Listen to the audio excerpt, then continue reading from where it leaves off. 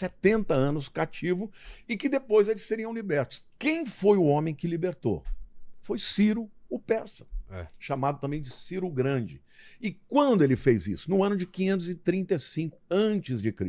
Então, considerando que se Isaías profetizou no ano 680 a.C., 535 está falando de 145 anos.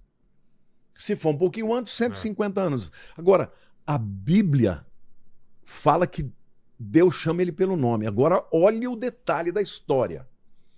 Como é que caiu o Império Babilônico? Havia um rei chamado Belsazar, neto de Nabucodonosor, que estava fazendo um banquete, um baile, um bailão de uma semana, enchendo a cara com todos os utensílios do templo que Nabucodonosor tinha roubado. Então, os cálices de ouro e tudo, estava enchendo a cara, se prostituindo, e de repente aparece na parede uma inscrição escrita em aramaico: Mene, Mene, Tekel, Uparsim. Eles não entenderam. Escrito em hebraico, aliás, que em aramaico eles entendiam. Aí mandaram chamar Daniel e Daniel falou: olha, foste pesado na balança, foste achado em falta, hoje o teu reino vai sair das tuas mãos. Nesta semana que os caras estavam banqueteando, o Ciro desviou o rio Eufrates, que passava debaixo da Babilônia, e ficou o fosso. E eles entraram e dominaram num dia. Matam o Belsazar, e ali eles chegam junto com Dario I, que depois se torna um cara famoso também na história, o pai do Xerxes, né? O Xerxes é aquele do filme 300, lembra? Ele é um rei... Rodrigo Santoro fez, né? Rodrigo Coloca Santoro. aí o nosso querido Rodrigo Santoro. Que na Bíblia, em português, é chamado de Assuero, mas no hebraico é Ahasverosh. Ah, é? É o mesmo, é o Xerxes. Tá. Bom, essa é uma outra história que depois vem mais para diante. Mas quando o Dario chega e o Ciro chegam na Babilônia, Daniel vai se encontrar com ele. E aí ele diz assim: olha, bem-vindo, nós estávamos à sua espera. Eu? Na minha escritura, Deus te chama pelo nome. Deus chama Ciro de meu pastor, que vai libertar o meu povo. E sabe o que Ciro fez? Ficou tão impactado que ele liberta o povo de Israel, assina um decreto, dá dinheiro para que o povo volte.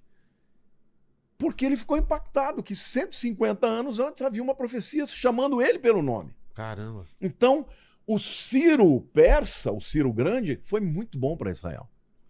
Agora, a loucura de tudo isso é que um profeta chamado Ezequiel, que é quem escreveu sobre Gog e Magog, que depois a gente vai falar em seguida, Ezequiel fala de um povo persa, que na época foi maravilhoso para o povo judeu, né? Tanto é que quando o Donald Trump fez o acordo de paz, transferiu, né, a embaixada americana de Tel Aviv para Jerusalém, cunharam até uma moeda, chamando ele de o Ciro moderno, porque ele estava ajudando o povo de Israel. Então, o povo iraniano, historicamente falando, no passado foi favorável a Israel. Mas Ezequiel profetiza que esse povo que era bom no tempo dele, muitos anos depois, iria invadir Israel e tentar destruir Israel. Então, a profecia que Ezequiel escreveu, que está lá em Ezequiel 38 e 39, é a profecia chamada de Gog e Magog. E antes de alguém dizer que eu estou aqui numa teoria de conspiração, eu quero ler dois pronunciamentos de Ronald Reagan, ex-presidente americano. Olha o que ele fala. No capítulo 38 de Ezequiel, diz que a terra de Israel será atacada por nações ímpias. Pela primeira vez na história, isso é uma declaração de 1971, tá? Pela primeira vez na história, tudo está no seu lugar. Não deve demorar muito agora. Ezequiel diz que fogo e enxofre choverá sobre os inimigos do povo de Deus. Isto deve significar que eles serão destruídos por armas nucleares. Donald Trump fez essa declaração em 1971 e eu tirei isso de um livro do Mark Hitchcock, que é um dos grandes estudiosos sobre final dos tempos, no livro dele Showdown with Iran. Tá? Ou seja, o que o Ronald Reagan está dizendo? Ele está interpretando a profecia de Ezequiel 38, que ele conhecia, e ele diz que a terra de Israel seria invadida por nações ímpias. E aí ele diz, não deve demorar muito agora, porque pela primeira vez, essas nações que estão citadas lá estão contra Israel. Agora, veja, isso aqui foi em 1971.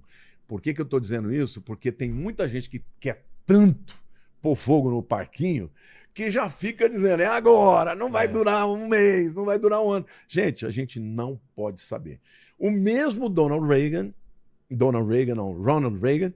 em 1983, ou seja, 12 anos depois, ele escreveu: teólogos, estudando as antigas profecias, têm dito que nunca, desde o tempo em que elas foram profetizadas até agora, nunca houve um tempo em que tantas profecias estão se cumprindo juntas. Isso aqui é o presidente da maior nação do mundo. Houve tempo no passado que as pessoas pensavam que o fim do mundo estava chegando, mas nunca houve um tempo como esse. Então, a verdade é que as profecias bíblicas sobre o final dos tempos estão diretamente aqui comigo. Aqui. É o seu? Eu ia falar para alguém desligar o celular. Deixa eu baixar isso aqui. Ó. É o seu? Você lembra que eu já até mandei uma mensagem? O pessoal fica... Plim, plim. Tá.